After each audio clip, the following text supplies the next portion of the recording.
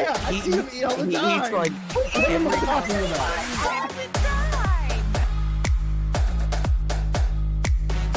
Dondero.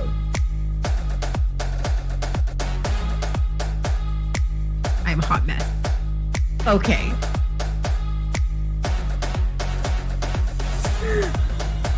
This is a test of our friendship. Don't be scared. Just let it slide in. Oh my god. Oh, what? What happened? What? What happened? What? No. We have an Is that an outdoor kitchen? That is an outdoor kitchen. Hello. Hi, chef.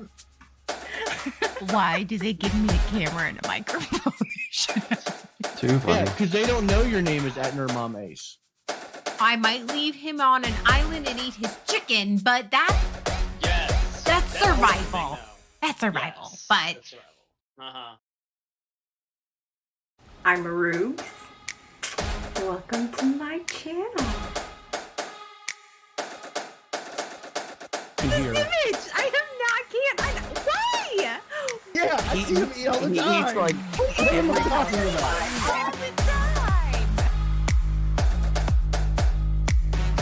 Dondero.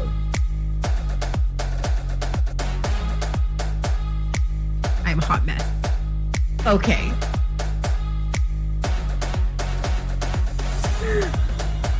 This is a test of our friendship. Don't be scared. Just let it slide in. Oh my god. Oh, what? What happened? What? What happened? What? No. We have an Is that an outdoor kitchen? That is an outdoor kitchen. Hello. Hi, chef.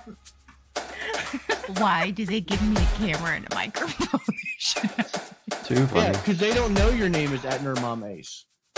I might leave him on an island and eat his chicken, but that's survival. That's survival. Yes, but that's survival. Uh-huh. I'm Rubes. Welcome to my channel. This image! I can't. Why? Yeah, I see him eat all the time. He eats like what am I talking about?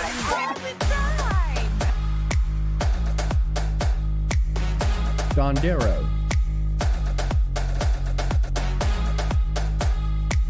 I'm a hot mess. Okay.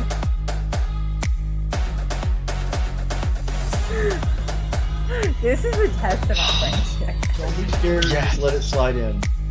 Oh my god. Oh, what? What happened? What? What happened? What? No. We have an Is that an outdoor kitchen? That is an outdoor kitchen. Hello. Hi, chef. Why do they give me a camera and a microphone? Too funny. Yeah, because they don't know your name is Etner Mom Ace. I might leave him on an island and eat his chicken, but that's survival. That's survival. Yes, but that's survival. Uh-huh. I'm Rubes. Welcome to my channel. This image! I can't. Why? Yeah, I see him eat all the time. He eats like what am I talking about?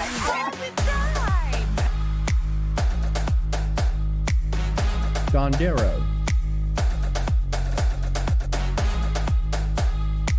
I'm a hot mess. Okay.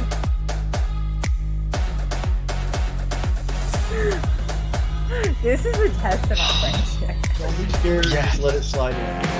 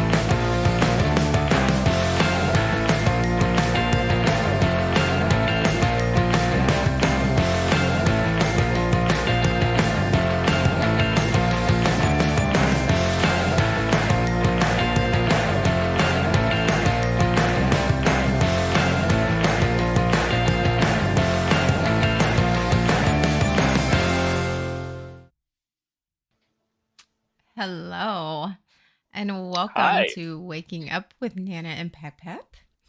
I am a Roogs from the internet, and this is my co-host Sean, aka Hello. PepPep. Hi, everybody. Hey, I am exhausted, folks. Like I am exhausted, and so You have I been don't know. working your butt off. I don't know how this is gonna go. Like I don't know. Hi. Good morning, Bear. I honestly Hey, don't know how Bear. this is gonna go. Like so we'll see. We'll see. Like nobody like it just might be C Roogs and Great Big Bear in the chat today. Like it's I mean, that's cool. That's where I'm at. Like, I mean, We're gonna do. You have been working so hard. You have been running around. Your life has been crazy the last couple weeks. I'm pretty sure that this is the only way C Roogs actually sees me. through the camera. Through the camera. I'm pretty sure that's the only reason he watches is because that's the only way he sees me. Oh, that's awful. Yeah, that's pretty much how anybody sees me right now is through the internet. That's it is. So hello. And not in the good, and not in that. Not in the fun make good money. way. Yeah. No, not in the fun good way. Like I don't think you know what? I probably would make more money if that was the case. I mean, that's a different podcast. We did that on Friday. Yes, you are Roogs from the internet. I am something from the internet. Mm-hmm. Oh, hello. So welcome to Waking Up with Nana and PepPep. This is a show where two former Southern Baptist followers, Cult members, where we talk about. I went to con the last 2 days and worked in the morning those days. Oh, bless you. Those I know that con exhaustion too. Yeah. Ooh, that con drop was something else. I never worked. I never worked a con. Man, that was tough. Yeah, convention exhaustion is real. Because you have to be on all the time. I need to watch Jinx with Kings I missed this week. Ex fundamentalists. Yeah, we ex something. Yeah. I don't even know anymore. Like, okay, so this is Waking Up with Nana and PepPep, where we discuss our deconstruction of our fundamentalist faith and reconstructing ourselves as normal human beings. And that's what you're classified as. Oh, okay. We have a classification. We are a stereotype. Oh, we're classified. What was the other term? Ex-evangelist? Ex-evangelicals? Yes. Ex-evangelist. Yeah. So here is our disclaimer. Here on Waking Up with Nana and PepPep, we are not here to discourage or put down any religion or faith. We think that faith is a beautiful thing when done in a mentally and emotionally healthy way, when it uplifts people and doesn't put down people. We respect all faiths and religions here. We support everything. We are not licensed therapists. We do not have the answers. And if you need help, we are more than glad. We have resources to get you the help you need, get you in touch with a licensed counselor or therapist. We also have a charity called Fight Against the Sadness, where we all of our proceeds to that charity go to Mental Health America. They have great resources on getting you the help that you need. This is just our opinion of and our experiences of growing up in the Southern Baptist Church. Sometimes also we refer to as the cult. If you look up the definition of a cult and the signs of a cult and the doctrine of the Southern Baptist Church, they sort of line up. So it's a lot of fun. So yes, that is where we're at today. I'm pretty sure I missed something in our disclaimer, but that's where we're at. It's fine. Mm-hmm. Being normal is overrated. We just need to put all that stuff. We need to pre-record that whole thing and then just play the audio, and you can just lip sync it, and then it'll be fine. You know what? I could probably just record it like they do in YouTube, where they do the sponsor videos and they just play the sponsor video and then come back. I feel like that's what we need to do. So here's a trigger warning from a Roogs from the internet. Here's our trigger warning. Here's our disclaimer. Okay, great. This episode brought to you by trigger warnings. This episode episode brought to you by trauma. Like By trauma, lots and lots of trauma. Please don't like and subscribe to the trauma. It's not good. that's the only reason they like and subscribe to this, like because of our trauma. So it's fine. Trauma's our niche. Trauma's our niche. Or niche. That's the whole niche. point of this podcast. My bad. Sorry. What the fuck? I did not tell you guys to leave. That's not what I'm saying. Yeah, I know. I'm like, what the fuck? You just like all of our people just left. Like, thank you. All right. What? So today, Sean, what are we talking about today? Oh, today. Did we come up with a cool title for it? Because I just realized we normally come up with a cool title. And I did. It's on the thing. Of course. Routines, rituals, and ridiculousness. Fantastic. You have awesome titles. I love it. Mine was a lot more boring than that. Mine was boring. Yours wasn't boring. Mine was rituals, ceremonies, and traditions. Yours is so much better than mine. But that's what we're talking about today. We are talking about ritual ceremonies and traditions. Yes. And they're at first I was like, I mean, did we really have that many? And then I started really thinking about it, and yes, pretty much everything we did was some ritual ceremony or tradition. I got new wheels yesterday. You got new. Oh, look how smooth she leaves the frame. I know, oh my I god! have to scoot. Now when she nopes out, she can just slide right on out. Okay, so this one right here, Kagome, that was a present from Ray. Aww. It's a present from Ray, and actually, it flips inside out, and she actually left me a note. I got it, which is the whole. I went to my step grandmother passed away, and her funeral was this past Thursday, and so I flew in for 24 hours, go to the funeral, and this is sort of what spawned this episode of rituals because it was something. And so she actually had left a plushie with Sean, and it had a note from Ray, and I love her and I love my friends. They're like, so I was to deliver it. I was requested to deliver that with and make sure that you stick your hand up way the up his butt. way up his butt. And you did. You did. Thanks. So yes, that, and then pillows, and then I have Penelope, my kitty corn plushie, that the one my daughters want, and I refuse to let them have because that's mine. Absolutely. So anyway, so like I said, we are discussing rituals and routines, and that's actually a big thing, and people don't. I know it becomes, because they train you in these rituals, you forget how much you followed. It's almost like going to school. You know how going to school after the first couple of days, like you get in line, it's time to get in line. It's time to do this. It's time to do that. And you just sort of do it because it becomes that routine, and then becomes ingrained. Yeah. And you don't realize, no thought, you just do it. Yes, no thought, and you really how automatic it becomes, and how. Yes. But once you get out of the church, like we would, like that funeral, like it was. What? Right? I was like, I said the guy. I walked in because I walked in, and the guy had the thing, and the pamphlet, the itinerary. I'm not the bullet. What do you call that? But it was a book. I don't even know. It was like a little book. It was. And I'm going. It was. Flip, flip, flip, flip. And I'm sitting flip, there. I'm sitting with my sister. Like I'm sitting with my sister, and so she's Catholic, and I go, Liz, what is this? And she goes, oh, this is nothing. I went, why? Why is this a thing? Right. So, oh my God. But we're talking rituals and things. And so let's start with the church, just Sundays. Let's just start very basic. Let's start with Sundays. Yeah. I didn't even think about that one. Well, I did, sort of did, but I broke it into parts. Yeah, Sundays. Sundays itself is its own ritual. You get up at a certain time, you get dressed, you wear certain clothes. It's expected to wear certain clothes. And you had to be at church at a certain time. And you had Sunday school. Well, for me, I had Sunday school, so it was like an hour. And then you had like 15 minutes to get into the sanctuary.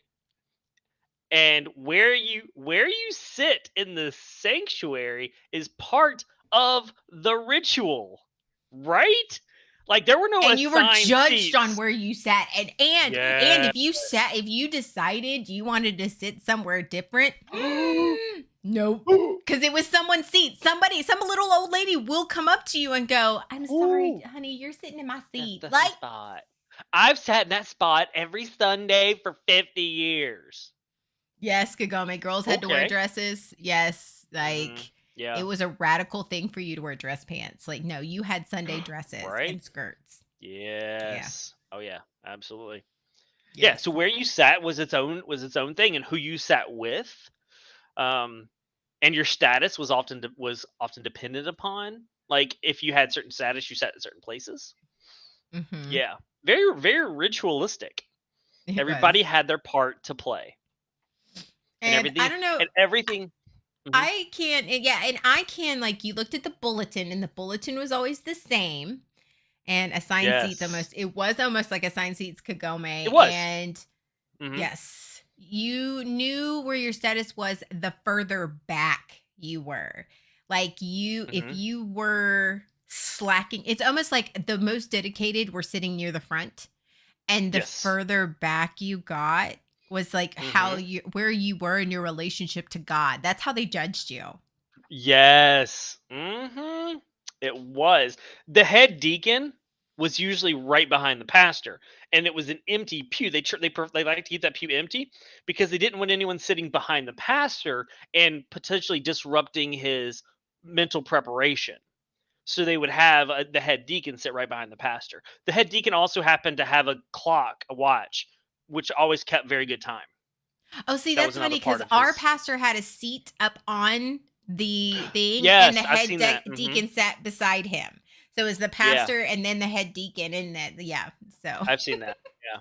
No, ours but sat in the pews, but yeah, oh yeah, no, same ours idea. didn't. But we, Mhm. it was all about ritual. It was Yeah. all about ritual, and here's where we align it sort of with the cult. It becomes Mhm. automatic. You become what Sean likes to call sheeple. We Sheeple. become sheeple. You don't We won't. think. Yes. We don't Mhm. think, you just do. And it's not about faith. It's not about, like, Mm. I don't know. It was just It's it about was repetition. It's yes. repetition, and I'm not trying to necessarily bash the denomination. I'm not trying to bash it, but it's one thing that I've always just kind of like, that's not for me, is the very in Lutheran Catholicism, the everything is very lined up. It's what you say, it's who's going to say what. It's very specific in it. And it just gives it more of that feel of rituals. Now, rituals can be good, but there's also rituals can also need to be changed. And the longer a ritual has gone on, the harder it is to change it, even when it needs to be changed. There's one of my teachers from literature teachers from high school used to say this had the saying, tradition is the hobgoblin of little minds. And it's kind of stuck with me, What? right? That's We've brilliant. Yeah, I know. That's why it stuck with me. What it means is that tradition allows you not to think about it. Tradition is comfortable. We like it because it's comfortable.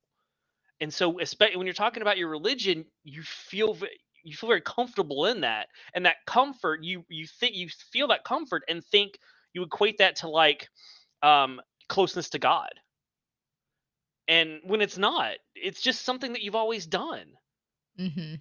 Doesn't mean you're any closer to God. Could means you're farther away because you haven't adjusted, you haven't changed, you've done the same thing. So Yeah. rituals aren't bad in and of themselves, but when you stick to them without thought, without understanding, what's the point? And it opens you up. I know as a kid, it sort of trains you. And Sean, you Hmm. and I are both this way. And Yes, I've worked very hard at this, but you are just now working on this. But I plans. am. it's a step. Everything has to have a step by step, like agenda. And you have to have, that's why they give you bulletins, because it can't be all willy nilly. And do you remember when they introduced like PowerPoints to the like you didn't have like open to page whatever. People didn't have their bulletins or their hymnals. Yes. Like that was like, it was all projected. Yeah, it was the bulletin. Sorry, go ahead. But like you learn that everything, because that's how you can steer a service. That's how you can plan your life. That is how, as if you have a step-by-step instruction, there's no variation. You have an expected outcome. You have a planned out agenda. And that's how, like, I know I did for a long time, and I know that you did for a very long time, approached your life.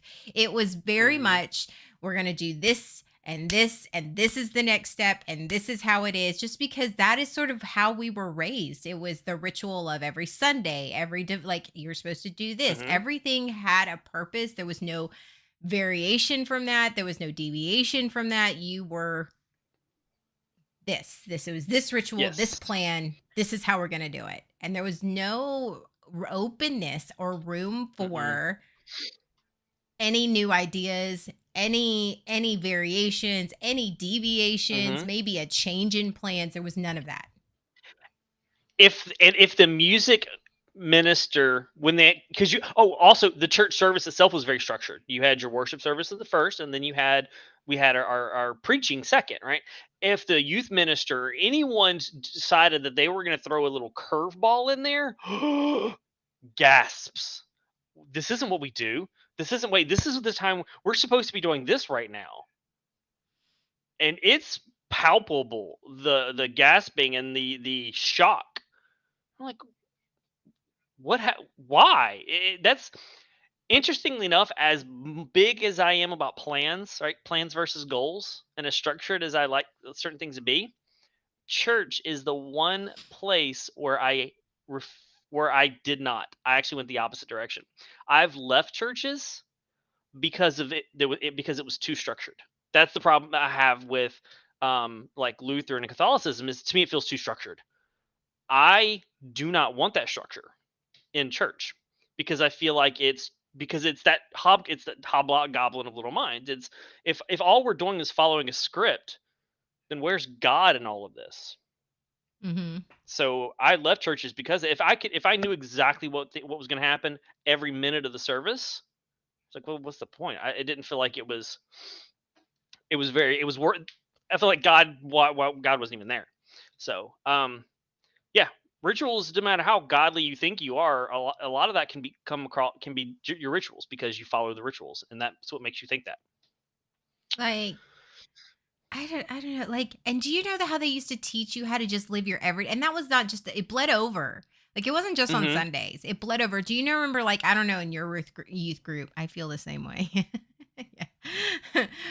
In your youth group, they taught you wake up earlier, have 10 minutes to be devoted and do your devotional to God. Do your devotional. Then you can make sure you pray. I tried to every meal, like prayer, everything. Saying grace, that's a whole nother one. Yeah, absolutely. And then like you go, they would, and it was, they taught you just how to live your life, your every day. Like, it wasn't just like Sundays or special occasions. Like, they taught you how to have a routine every day. Yep. Read the Bible, pray, do your devotionals. Wow. Speaking of prayer, I went to, when I was spending some time with my parents last weekend. Yeah, previous weekend. That's a whole nother topic. I went to see my parents' house, and if you've followed any of my that's a big deal. Oh, the delicious trauma. Yeah, Miko. When Miko watches this, I have the video and pictures for you. Just let me know. Yeah. So we went out to lunch, to dinner, and guess what my parents did? they wanted to say grace. And it actually shocked me. It like hit me because I haven't done that in years. Honestly, even when I was practicing, grace was kind of like it felt very ritualistic. It felt like it was the thing you say before you eat because you have to say it. Like there wasn't anything behind it. It was a ritual. When my dad prayed, because my dad always prays, my mom doesn't.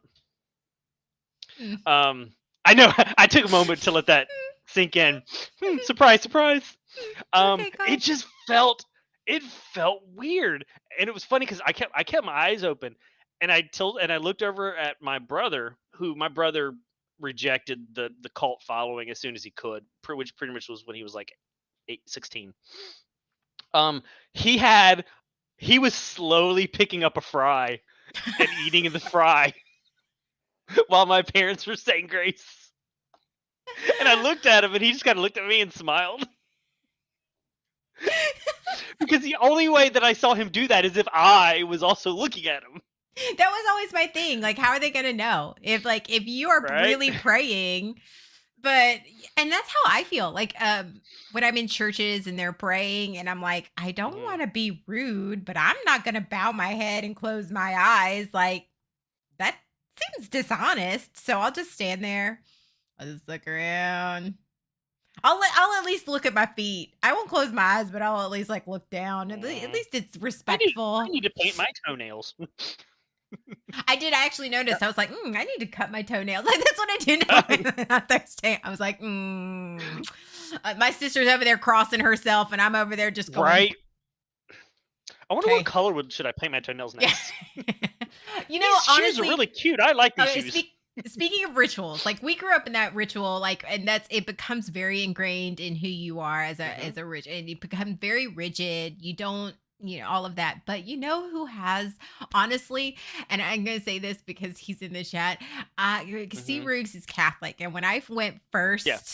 To when we first started dating and all of that stuff, and they said grace, his mom, because he hasn't practiced in a long time, but his mom said grace, and it was the Catholic grace.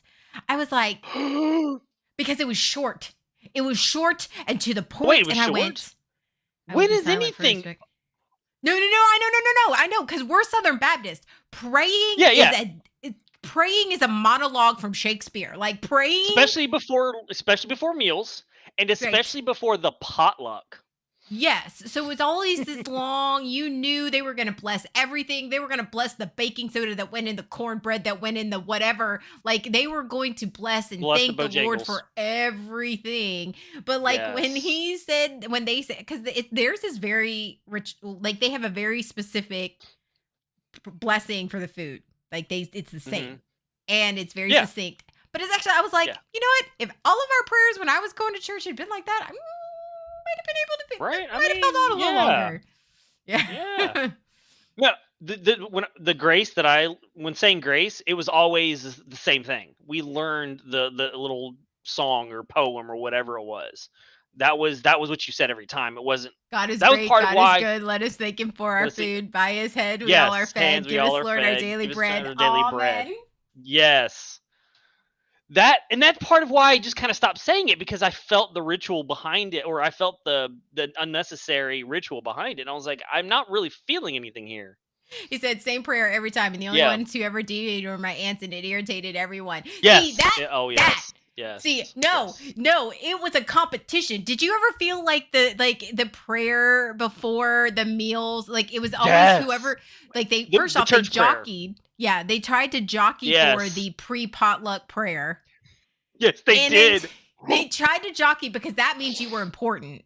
And then because you were chosen to do the pre-potluck prayer, which is a mouthful in itself, then it was a competition to see who could have the most verbose, floral, God-loving prayer that they could ever had, because that showed how dedicated, because everybody was paying attention to you. Yes. Oh yeah, you got to have the big prayer. Oh Lord, Heavenly Father, bless us. It was and the good ones started to slip in like the King James speech. Oh, we praise thee. I can't. But I mean, it like the routines, and we're gonna go back to it. We went off on a little prayer rant there, and that's a We whole nother did. topic. But prayer is one of the things that they really push as a ritual. Prayer in the mornings, prayer before your meals, prayer before your sporting event that you really, really, really want them to win. Yes. It's all ritual. What? No. No. Yes. Praying before sporting events. I always found that funny. It's like, because they're praying just as hard as you are, right? The other team, they're really praying for the same thing. So I'm not quite sure. Like, you just got to pray hard enough. You just got to. I gave 110%. I prayed 110%. I don't know. Oh my Tangent. God. So, yeah, tangent. But rituals are, and the routine of it all is a big Mhm. way that churches and just any organized or just any organization, because Mhm. schools do it. I know because I Yeah. worked in education, schools do it. Mhm. Churches do it. Anything to get a large group of people to follow in an exact way that you need them to behave. Mhm. Yes. You have a routine, you have a ritual. That's why a lot of people are like talk about parenting and be like, you have to have the kids have to have a routine and all this stuff. And Mhm. yes, there is some merit into that, but there's also, it leaves, like we've said before, it leaves no room for interpretation. It leaves Mhm. no room for experimentation Deviation. or deviation or free thought. So you Yes. become an automaton, like you Mhm. become that. You don't question, you don't think, you go to church, and it doesn't become very full of faith. Yes. That's exactly the point. It's one thing to have routine at like school because you want everyone to do this. You want it to be orderly and you want it to be organized so that things go the way they need to keep discipline and order. I get that. The religion is a dangerous place for that a lot of times because it becomes, like you said, an automaton.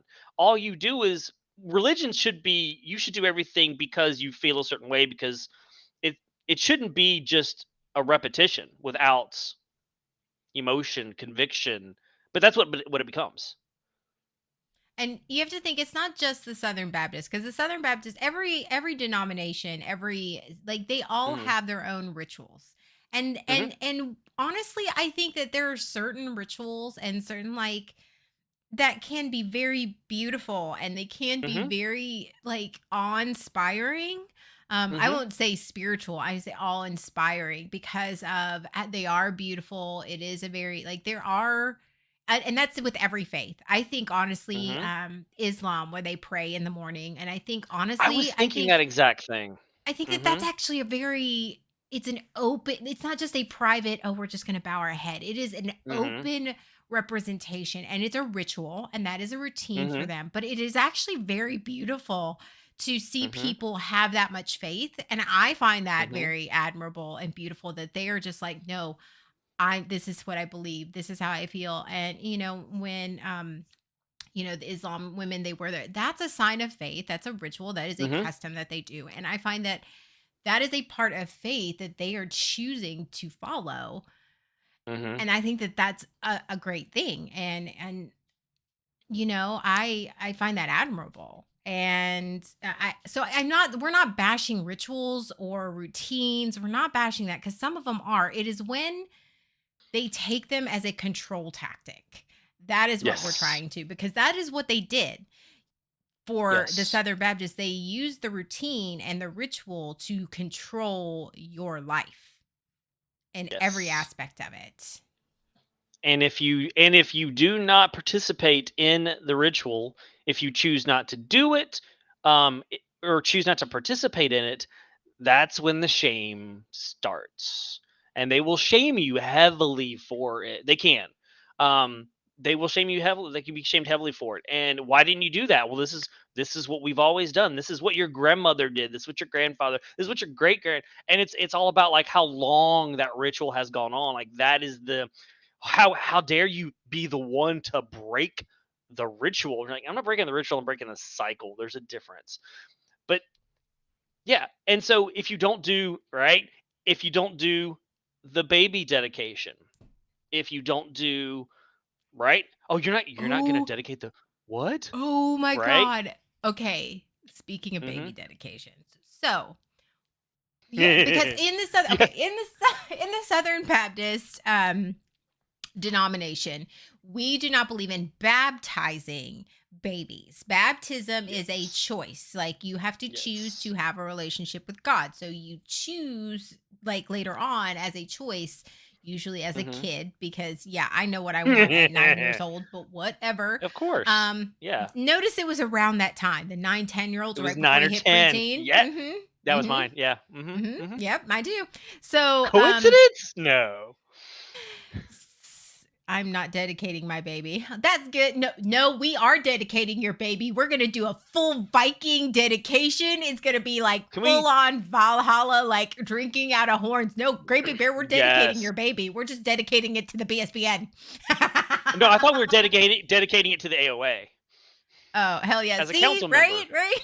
Yeah, see, there you go. Right? So it's called baby dedication. So basically the Yes. parents take the babies up to the front of the Mhm. church and the pastor does a blessing, not a baptism, Mhm. a blessing. Just a And the blessing. parents Mhm. are dedicating this child that is a gift from God back to Mhm. God. So Yes. that's pretty much what a baby dedication is. Whereas in Mhm. Catholics, they baptize their babies and they, Mhm. it's a full Yeah, on very different. baptism. Yeah. And the justification both directions for why they do what they do is substantial. That you want to start a fight, you want to pull a pin on a conversational grenade, that's one of the ones you do. Yeah. Everyone's got an opinion on it. Mm-hmm. So, Mm-hmm. yeah. Like my mother-in-law. My mother-in-law, we did Right. not baptize or dedicate our children because Uh-huh. we just What? obviously we are not church What would people. you have dedicated? Yeah.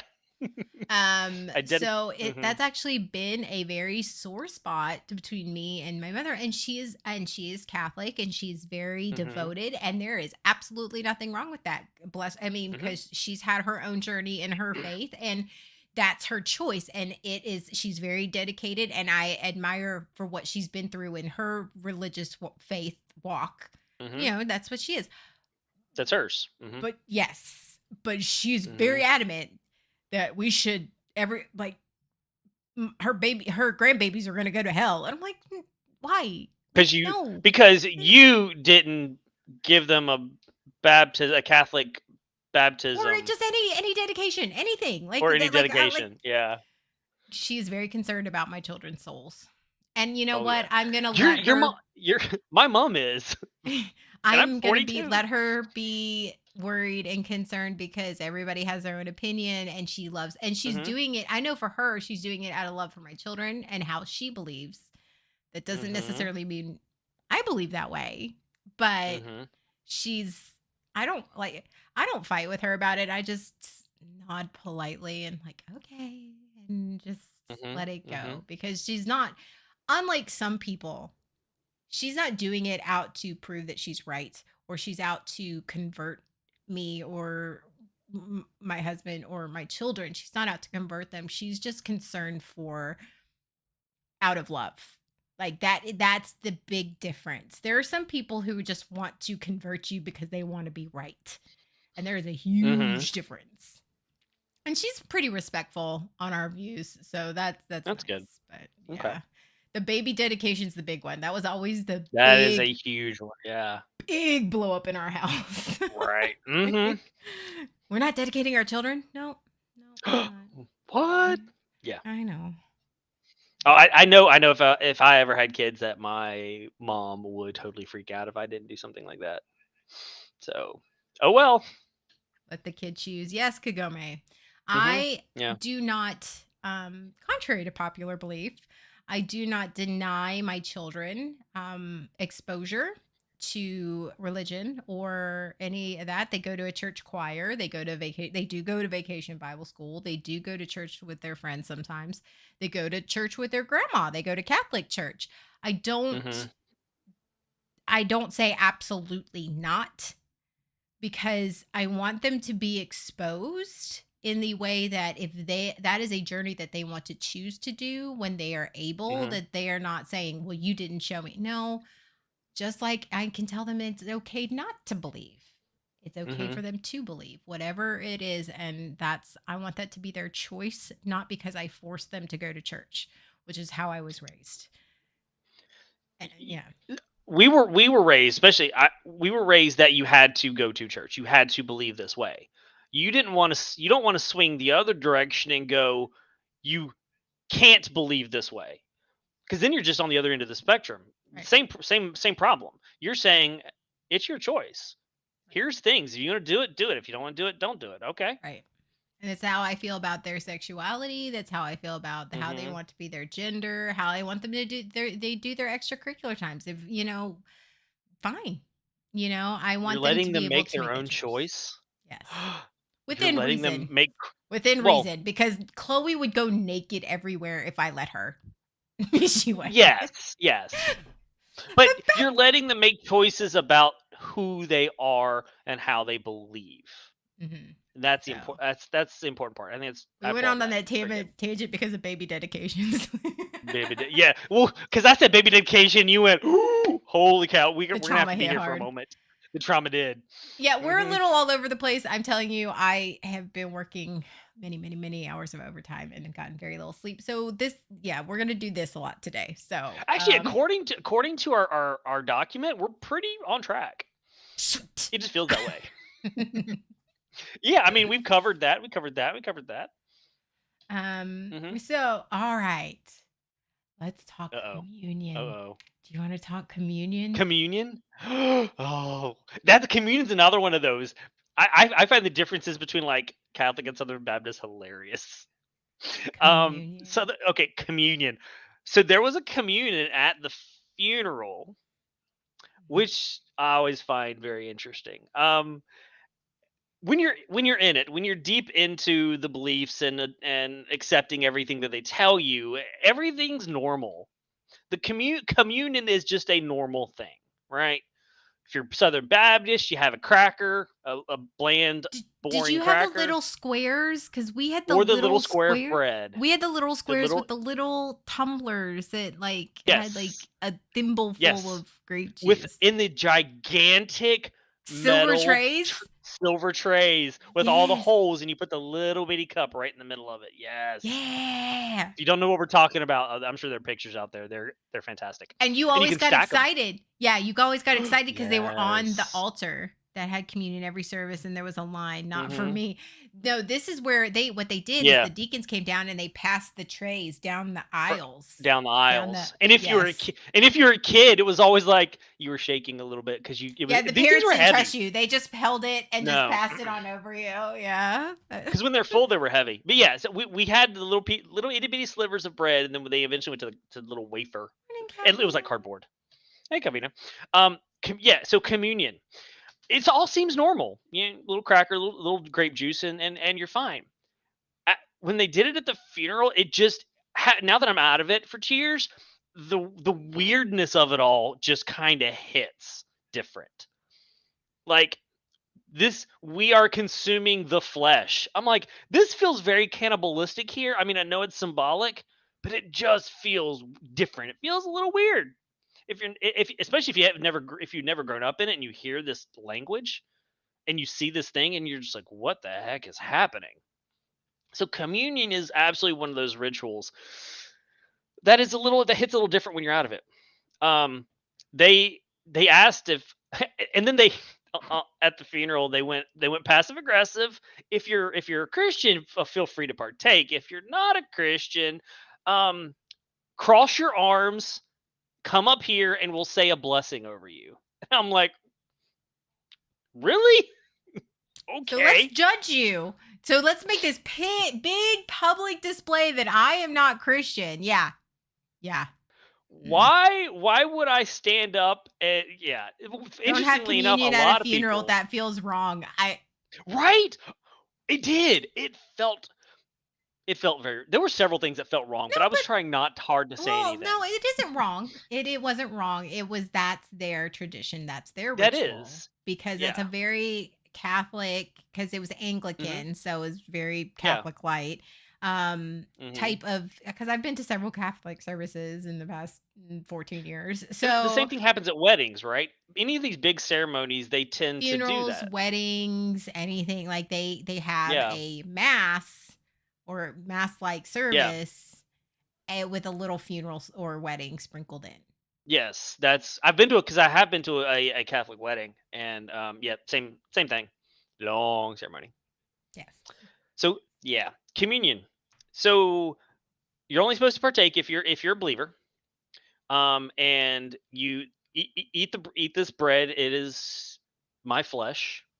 Drink from this cup. It is my blood. It's a little weird. Can feel a little weird.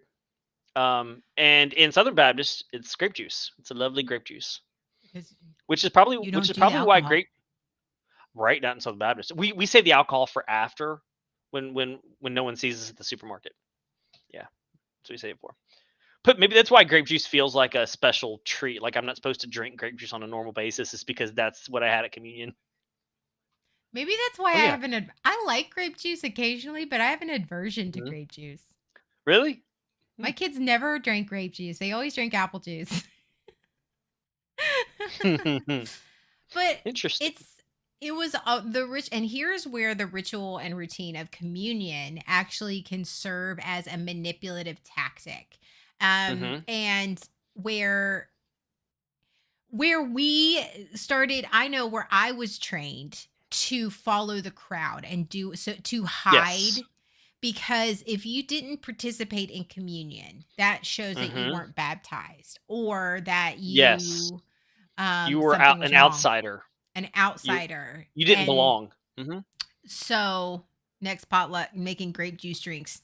Sweet. Yes. And little crackers, little pieces of bread. Like the orders. Finger foods. Mhm. Yay. Oh, that gives a whole new meaning. Finger foods if it's the body of Right? Christ. Mhm. Mhm. I mean, yeah. But you're right. Oh, Now, those little cocktail weenies and yes. okay, Oh anyway. my god. We'll say I'm we're taking all I'm yeah. taking communion to a whole nother level of my head because I'm You so are tired and I can't.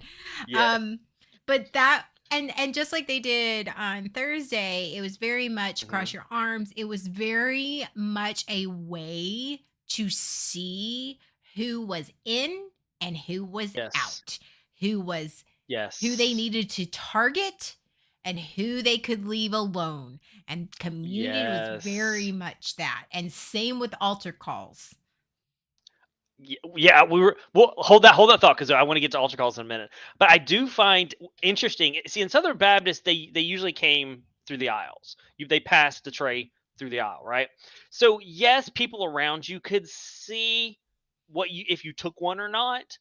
Um, but people across the church may not have been able to see if you did or not, depending on how focused people are on looking at you. Now, the leadership often could because the people who passed the trays down they could, but the church as a whole couldn't. What I find different is the churches that do a line where you have to go up. That's where it becomes extremely obvious who does and who does not.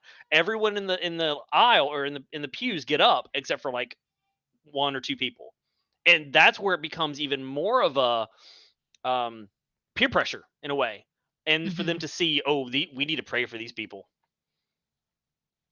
Yes. And it was always, I don't know, it's hard for us to talk about these like routines and these rituals because they became a part of who we were.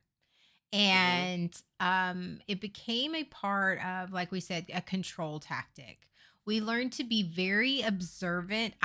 Okay, I say we. I'm sorry. I apologize. I don't know about Sean. I know I. Let me change Hmm. that. I became very observant on, okay, what's the routine here?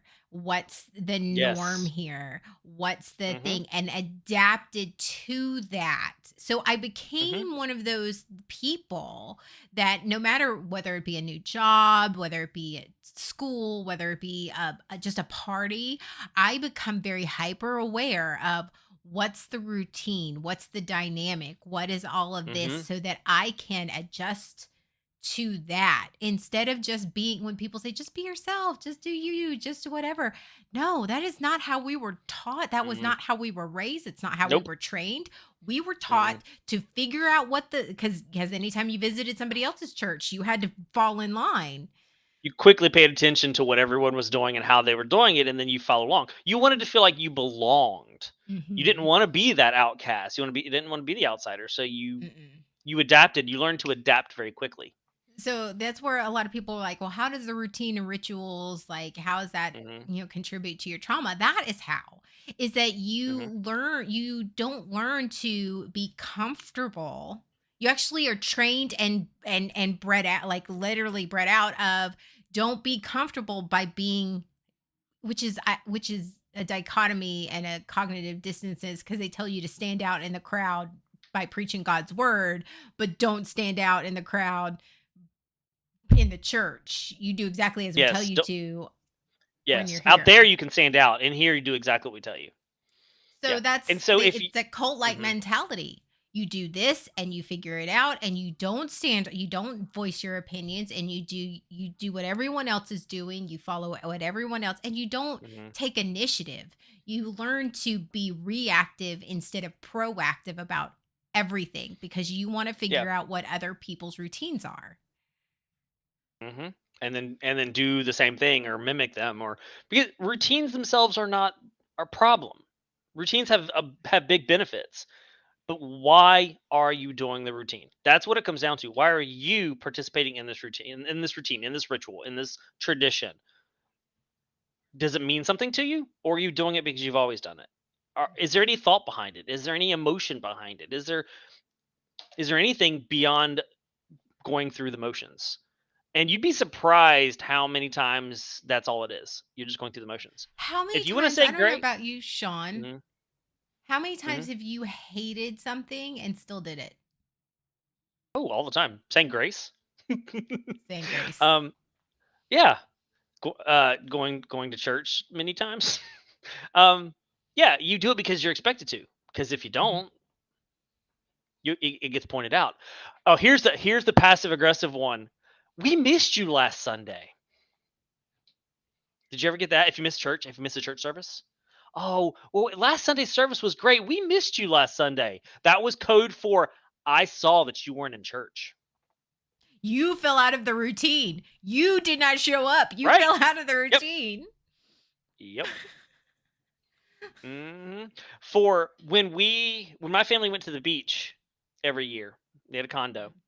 Um, for the longest time when I was a kid, even though we were on vacation, we went to the local church, the local Baptist church at the beach. hmm Yeah, because you had to be in church. It was important for us to be in church. At some point, that stopped. Thank goodness. I think it was around teenager, probably. We stopped doing that. So, but yeah, my parents did that. Went to church. I just, I think honestly, this whole thing, the dedication, the weddings, the like, the baby dedications, all of these things really had me evaluate why, like you said, why I do things, what is hmm important to me and what's not important to me.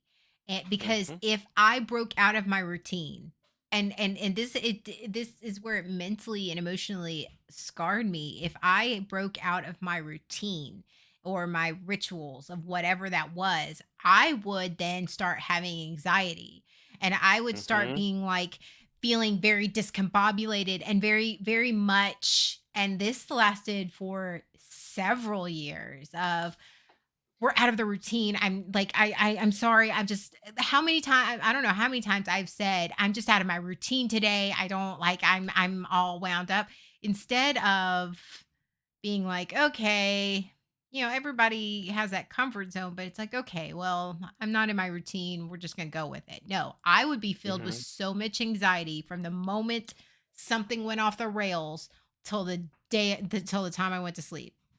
Like hmm everything was bad, everything was wrong, everything was and that's what I had to work through. And it was because I spent all my life living in a ritual and a routine Mm-hmm. and be expected to do that. Yeah. So When your life becomes full of those, and you stop thinking about it. yeah, because you're a bad So person if you don't follow that. oh yeah, and that's what hit me a lot of times is the shame. Oh, if I missed a Sunday, if I missed this, if I didn't follow this routine or this ritual that I've been following for so many years, then I felt ashamed or guilty for not doing it. Mm-hmm. Yeah. And then if you miss it enough, you start that starts affecting your self-worth, and you're like, oh, I'm a bad person because I didn't do this thing. Mm-hmm. And it sticks with you. It does. It does. And it takes you a Mhm. long time to get out of the goals, not plans, not goals. Plans not go. It does. You filmed that like 2 years ago, and it still hits hard. Yes, it does. Let's just say, remember, I want to remind everybody, folks, everyone, I have been out of the Mhm. church for a much longer period of time than Sean has. Sean just stopped going to Yeah. church at the pandemic, so it's only been a Yes. few years. Um, Mhm. One of our first and worst fights that we've had since since the reboot Yes. was he was very I don't even know what it was about. We just were having a casual conversation and he said something about plans. Well, you need a Mhm. plan. And I went, Mhm. no, I don't. I was like, I have a goal and I'll just figure out Yeah. how to get yeah, I have an idea. I have a goal, but I have an idea of how to get there, but I'll figure it out as I go along. Drove him Mhm. nuts. Mhm. It did. Oh, Argued, I was bad. argued. Like he Yes. was self-righteous asshole. Like he was over there like I'm like, dude, first off, no. And it was because he was so used to the ritual. You have to have a plan and you have to execute the plan and do the plan. Do the plan. Do the Do the plan. plan. Do the plan. Yes. Rigid. No variations. Figure out the Yes. plan. Do the plan. Mhm. Me, I worked through myself in therapy and went, you know Yeah. what? Sometimes the plan isn't necessarily what's important. The goal is what's important. So, Yeah. I may have been a little hung up on the whole plans thing. I mean, I was still pretty flexible though, right? Like my plans didn't go right. Things didn't go according to plan. I just adapted and adjusted, and it was just like just roll. Okay, no, I wasn't. If things didn't go exactly according to my plan, yeah, it didn't go well. he's Hmm. still doing it, folks. Just not on as an exaggerated scale. just speak I mean, T-dubs. it still happens a little bit. He's still working on it. We love him, but but all of this ritual and this routine Hmm. and the words, it's it can bring some comfort to people, and we're not negating Hmm. that because it did bring a little comfort, the routine, especially when you're in, and that's sort of how they hook you, is like when you're in an emotionally and mentally like turbulent state, say you're going through a rough time or you're tired or you're working hard or whatever, you need that routine and that ritual as as a comfort. Hmm. But this is where my church, my faith, my journey was, they use that comfort and faith and ritual to trap you. Like, so Hmm. you feel all that safety and comfort you feel now. Well, you can feel that all the time, but you have to continue. It's like a drug. You have to continue doing this over and over and over and over again to maintain that. And that wasn't faith. The That's just automatic. the more of your life that becomes that is filled with ritual, the harder it is to break. And when you break them, you feel uncomfortable. There's psychology behind it. Why you feel uncomfortable, but instead of that being understanding that you feel uncomfortable because your brain is having to fire differently, having to work differently because rituals keep you from having to think a lot.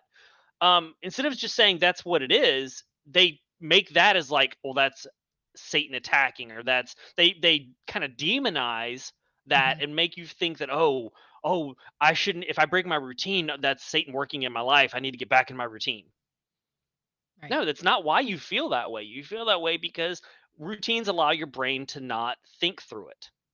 It lets you, it keeps you from being as mentally exhausted, because if you actually had to think through everything that you do, that's a lot of mental power. Right. So yeah, but they don't it's we've talked about this a lot of times. It's not, instead of telling you the truth or helping you understand the truth behind it, they use that idea for their own purposes, to Yes. pull you in deeper and to keep you from going against what they want you to do. Exactly.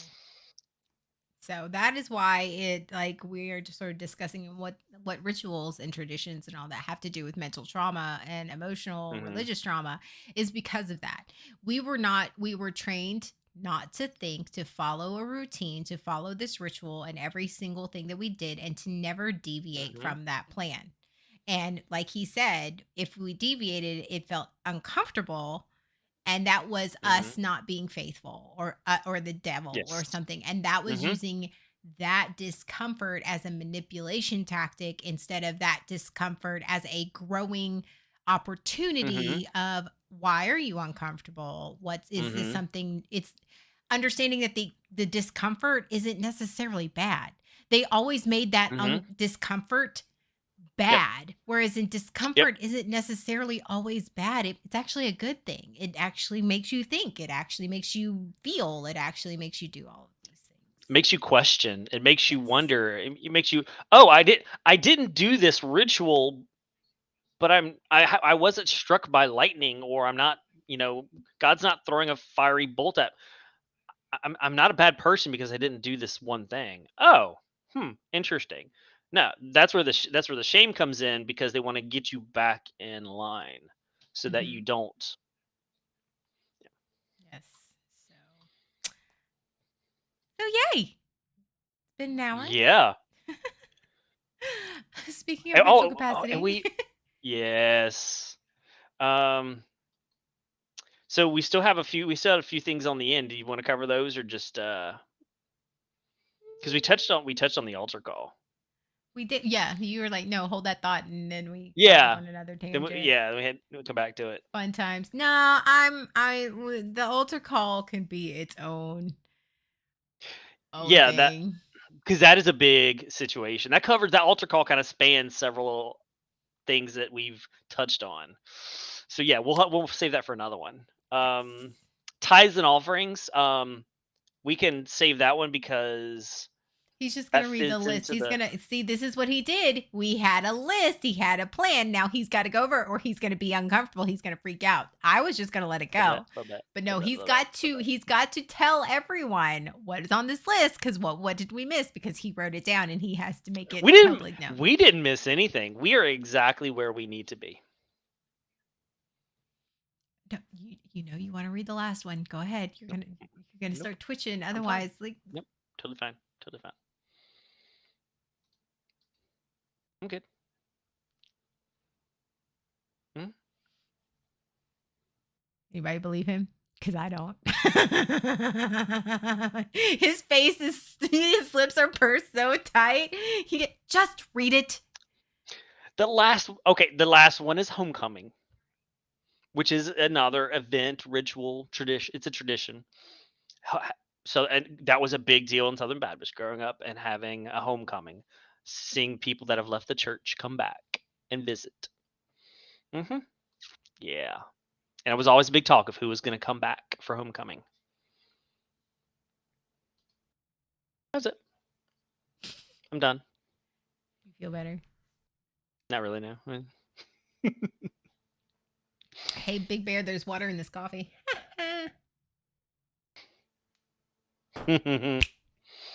Very brat style of me. Oh my god! Did you just see what Calvino said? Did you see what Calvino said?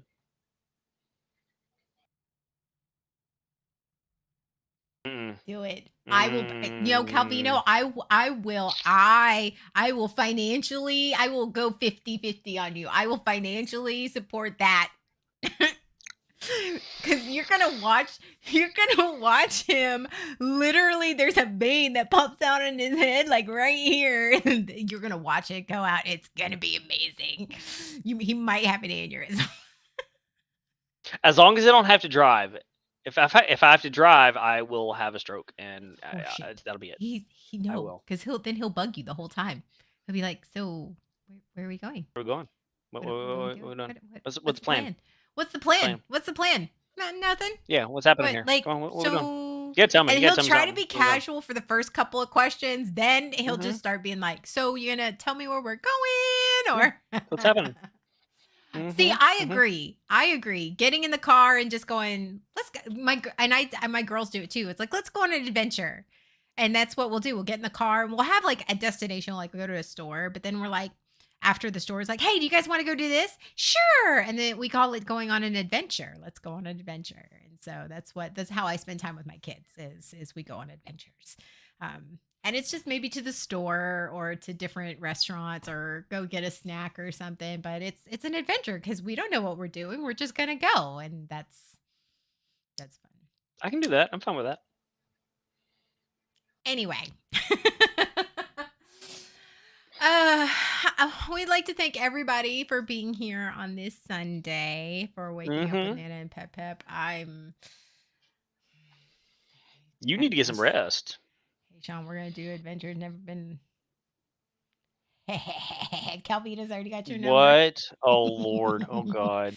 Jeez. So here's what's going on this week.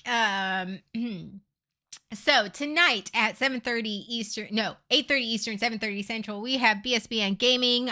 Like, follow, subscribe to all of our channels. That is, if you can't